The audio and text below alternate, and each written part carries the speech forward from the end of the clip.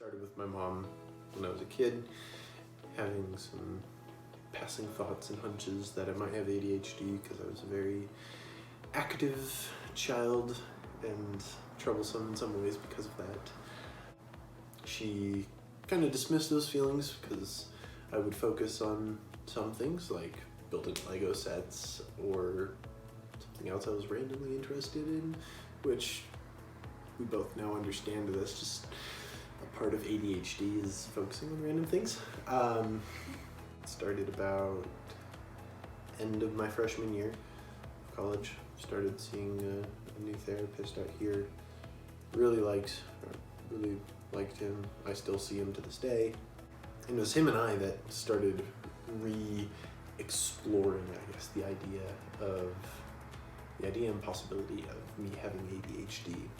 We read through the DSM-5, I think that's what it's called, manual, and read through the diagnosis code for ADHD and all the criteria that I'd meet some number of the criteria and read through them, and so I could have those on my mind.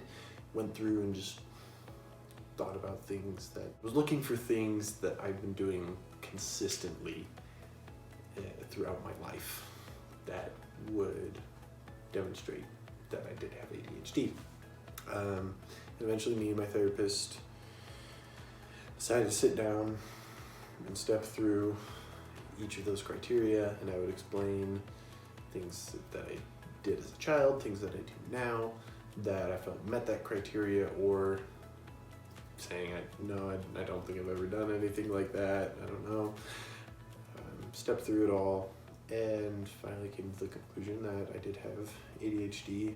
I totally met the criteria for hyperactive category and was close to meeting the criteria for the inattentive criteria. I guess what I'm trying to say, a big part of how I cope and process with having ADHD is just understanding that I have ADHD and giving myself that grace of knowing I have that difference in my brain that doesn't always fit with normal society.